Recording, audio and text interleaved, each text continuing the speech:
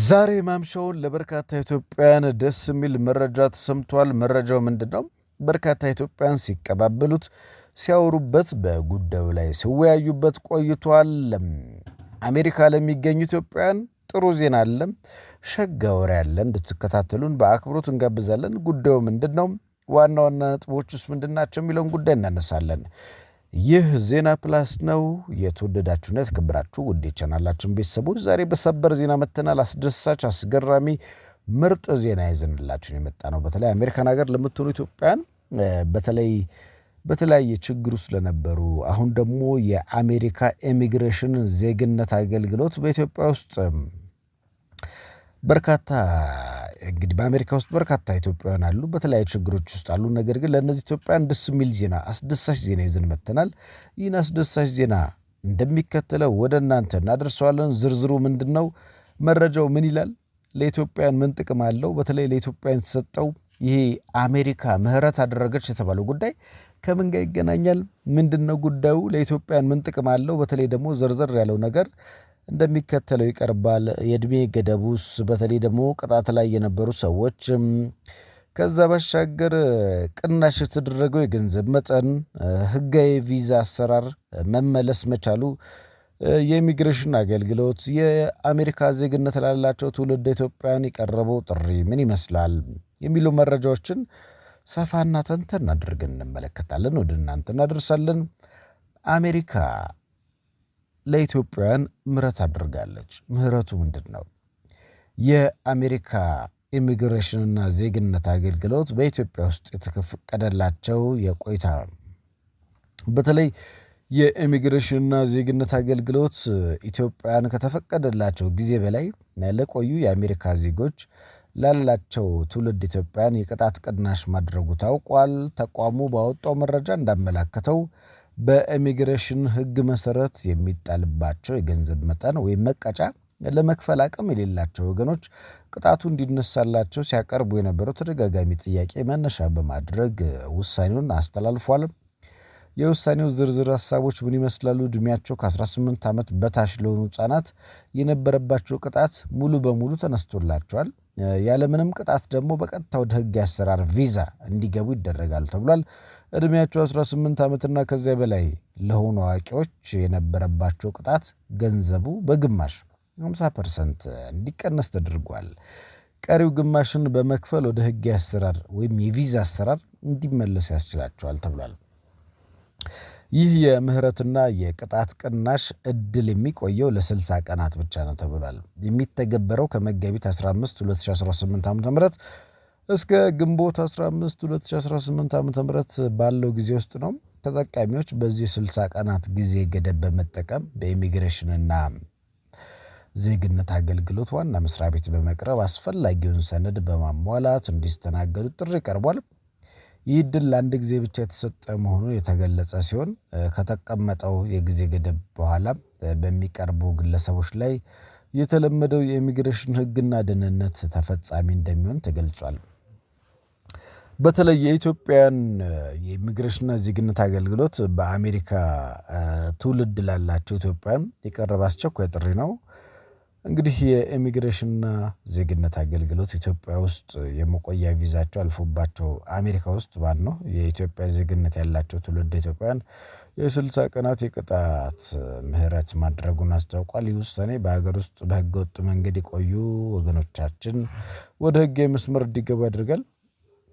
እንግዲህ በኢትዮጵያ በተለያየ ምክንያቶች የመቆያ ፈቃዳቸው ቪዛ ካለፈባቸው ውጭ ዜጎች መካከል የአሜሪካ ዜግነት ያላቸው ትውልድ ኢትዮጵያውያን ቁጥር ከፍተኛ እንደሆነ ይነገራል። እነዚህ ግለሰቦች በወቅቱ ቪዛቸውን ባለማደሳቸው ምክንያት የሚጠበቅባቸው የገንዘብ ቅጣት ከፍተኛ መሆኑ፣ ወደ ህግ የመመለስ አስፈላጊ መሆኑ ተነግሯል።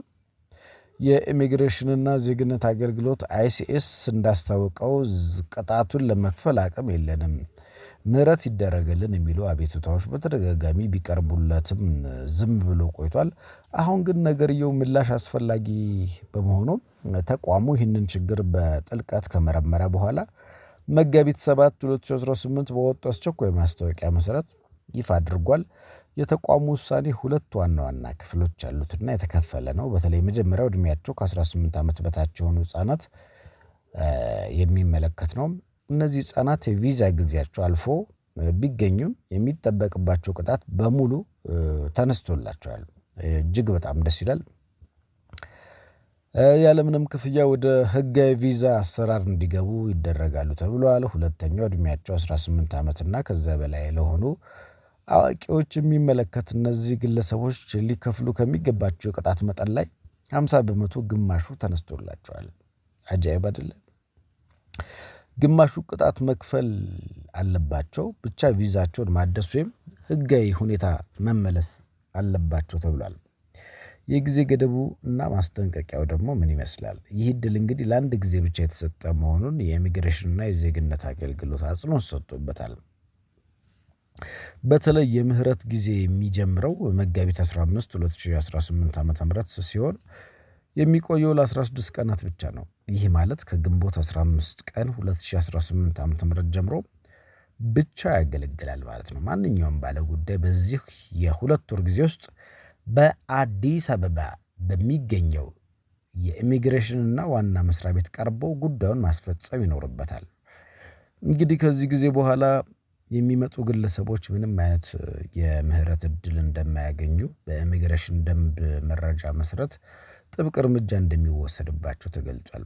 እንግዲህ የባለሙያዎችን አስተያየት ለማካተት ያህል ባለሙያዎች እንደሚመክሩት ህጋዊ መኖሪያ ፍቃድ ሳይኖራቸው በሀገር ውስጥ መቆየት ለተለያየ ማህበራዊና ህጋዊ ችግሮች ያጋልጣል። በተለይ ለባንክ አገልግሎት፣ ቤት ክራይ፣ በነፃ መንቀሳቀስ፣ መብት ላይ እንቅፋት ይፈጥራል። በመሆኑም የምህረት እድል ትልቅ ፋይዳ አለው። ለማጠቃለል ያህል እንግዲህ የተወደዳችሁና የተከበራችሁ ውድ የቻናላችን ቤተሰቦች ቻናላችን ሁሌም ስለምትከታተሉ ስለምታከብሩን ዘውትር የምንለቃቸው ቪዲዮዎችና መልእክቶች ስለምትመለከቱ እጅግ በጣም አድርገን እናመሰግናለን። እንግዲህ የምህረት ትልቁ ፋይዳው ምንድነው ከተባለ ልዕለ ኃያሏ አሜሪካ በርካቶችን የምታስጠጋ በርካቶችን የምታኖር ትልቅ ሀገር ናትና እድሉ ለአሜሪካ ዜግነት ላላቸው ትውልድ ኢትዮጵያውያን ነው። የመጀመሪያው ትልቅ እድል ማለት ነው። ሁለተኛው ለህፃናት 100%፣ ለአዋቂዎች 50% የቅጣት ምህረት ተደርጓል። እንግዲህ ይህን የአሜሪካ መንግስት ሲያደርግ በርካታ ወጪዎችን በርካታ ነገሮችን ሸፍኖ ነውና ይህም ደግሞ እንደ መንግስት ለህዝብ እንደሚያስብ አካል ተገቢና ጥሩ እርምጃ ነው። የምዝገባ ጊዜው ከመጋቢት 15 እስከ ግንቦት 15 2018 ዓ.ም ድረስ ነው። እንግዲህ ክቡራንና ክቡራት በሀገር ውስጥ ያላችሁ የአሜሪካ ዜጎች ይህን አጭር ጊዜ ተጠቅማችሁ ራሳችሁን ህጋዊ እንድታደርጉ ለዛሬ ያዝነው ዜና ያመላክታል። ለሀገራችንም ሰላም እንመኛለን። በአሜሪካን ሀገር የምትገኙ ኢትዮጵያውያንም እንግዲህ እንደዚህ ያሉ እድሎች ሊመጡ ይችላሉ በተከታታይ። በተለይ ኢትዮጵያውያን ሆነው በአሜሪካ ውስጥ በርካታ ችሎታቸውን አቅማቸውን እያፈሰሱ ያሉ በርካታ ኢትዮጵያውያን አሉ። እንግዲህ አሜሪካ በቀላሉ የሌሎች ሀገር ዜጎችን የምትገፋ ሀገር አይደለችም። በርካታ ኢትዮጵያውያንም የሌላ ዓለም ዜጎችም የሚኖሩባት ሀገር ናትና እንግዲህ የኢትዮጵያን ፍላጎት የኢትዮጵያን ጥያቄ በሚገባ ሁኔታ የምታሟላ ሀገር ናት ብለን እናስባለን። ለዚህም ማሳያው ከቅርብ ጊዜያት ወዲህ አሜሪካ ለኢትዮጵያን እያደረገች ያለችው በርካታ የኢኮኖሚካል፣ የፖለቲካል የተለያየ ድጋፎች ማሳያ ናቸውና እጅግ አድርገን እናመሰግናለን። የዕለቱ ዜና ፕላስ መረጃችን ይመስላል። በሌላ መረጃ እንገናኛለን። ለዕለቱ ይህን ይመስል ነበር ጉዳያችን። አበቃን። መልካም ምሽት።